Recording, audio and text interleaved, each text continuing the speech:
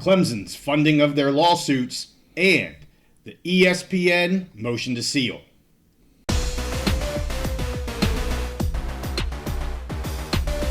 The ACC lawsuits are always in the news, so we're back on the big mountain to break it down for you. Hey, good to have you here in the mountain. I am JY. This is my good friend Steve. Got a quick episode here from Clemson. I want to talk a little bit about their funding for these lawsuits that does need state approval because they're a public institution. And I just want to do a quick summary of where we're at in Mecklenburg County, Mr. Judge Bledsoe, and where things are at there with his timeline. So about a week ago, there was some reporting that the Attorney General's office in South Carolina authorized Clemson University to pay 3 separate law firms up to $475,000 for the first 3 months of their legal fight with the ACC.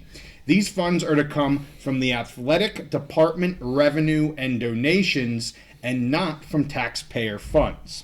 This approval was needed from the South Carolina AG because Clemson, as I said, is a public institution. And these 3 law firms that they have approved to make payments to include Wilson, Jones, Carter, and Baxley from Greenville, Nelson, Mullins, Riley, and Scarborough from Columbia, and Ropes and Gray from Boston. Starting in July, there will need to be further approval from the AG if they're going to approve Clemson to use more funds for these lawsuits, which we all know that it's going to go through July and much, much longer. So I don't know if it's going to be an every 3-month situation and the number could change. But I found it interesting that this actually needed to go and receive approval from the AG's office because of what's going on there. So we'll see what happens there. So July is a very interesting month in Mecklenburg County. On July 2nd, that's when Judge Bledsoe is going to have a pretty busy day because he's going to hold a hearing on a couple different things. First, the ACC's motion to file under seal, and also Clemson's motion to dismiss or stay.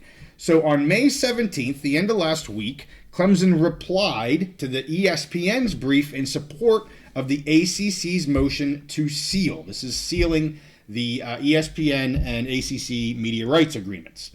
Clemson states that their opposition to the motion to seal is different than that of FSU. Clemson's opposition is limited to items that have already been disclosed elsewhere by the ACC and terms that are outside the financial terms, such as general contract provisions like representations, warranties, associated covenants, just kind of general contract language. They state the nature and scope of these 2 cases, the Clemson and FSU cases, are largely inopposite. However, ESPN's brief is almost a carbon copy of the brief filed in the FSU action and does not directly address Clemson's oppositions and should be disregarded. Their arguments to disregard the ESPN brief include 3 items. Number 1, ESPN's brief only reiterates arguments made in the FSU case and does not address the much narrower concerns raised by Clemson. I'm using Clemson. The Z. I apologize. Clemson. And apparently there's a P in there somewhere. I don't know. Clemson. I just got to get an S. ESPN's brief does not address the ACC's inconsistent treatment of matters sought to be sealed, and ESPN's brief offers no support of sealing the contract provisions that are at issue in this case. They conclude that the ACC motion should be denied in part with redactions only as outlined in Clemson's brief. The ACC then replied to this saying that they will file an updated redacted complaint to comply with the sealing order, similar to what was done in FSU. Remember, Judge Bledsoe ruled on that. He said what should be, what shouldn't be redacted. The ACC's going, all right, we'll do the same thing here. In this case, it's the same daggone document.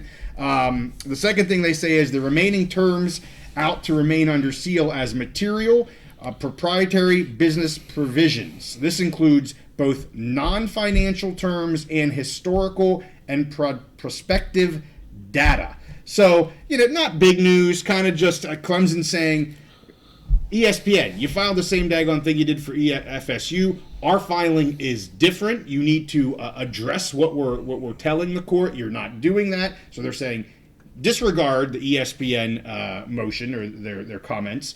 And then the ACC is just like, Okay, we'll just do what we're doing for FSU. You already approved it. Let's move on. So that was the update. The beginning part I thought was interesting in terms of how they're funding the lawsuits, but I did have to get this in because those were filings that were done the end of last week. So anything you want to add there? So I want to go back to the very beginning, and I like to beat on that same drum over and over and over again. Once I find a drum I like to beat on it. So again, just another reminder of Clemson being a public institution. We now have the Attorney General of South Carolina getting involved, not in such a public manner as we've seen down in Florida, but again, I think it's just another reminder, a public institution that's not as simple as just one private party suing another private party. There's other things at play, and that could be good or bad. At some point, the Attorney General of South Carolina could say, this is a big waste of time. Right. We're not authorizing any money, and then at that point, is Clemson, they're done. They're dead in the water. Absolutely. Or it could go the other way. Yeah. We could have we had the Florida State Attorney General reach out to the attorneys general of these other states in the ACC. Does the South Carolina AG get involved and say, this would be a good political matter for me to get involved? There's an election coming up. Let me get these Clemson fans, happy and excited, or let me go ahead and start fighting for taxpayer dollars and value that we believe it belongs to the taxpayers of South Carolina. So again, just another reminder, we have a public institution. Right. It's not as simple as private parties. There's going to be further challenges, entanglements. So now we have, it looks like every 3 months or so, they're going to have to come back and reauthorize the spending of money. And I think to me that just opens the door for another possibility. I called for that in Florida for months and months. We finally saw it happen. Yep. Do we see this leak into the world of politics and the state offices in South Carolina?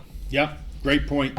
So hey, with that, we'll wrap this guy up. We did just do a deep dive with David McKenzie, so you can check that out on our channel. I'll link it at the end of this video. A lot of good stuff there on that. Again, just keeping the discussion going, have an open mind, and we get into sovereign immunity, we get into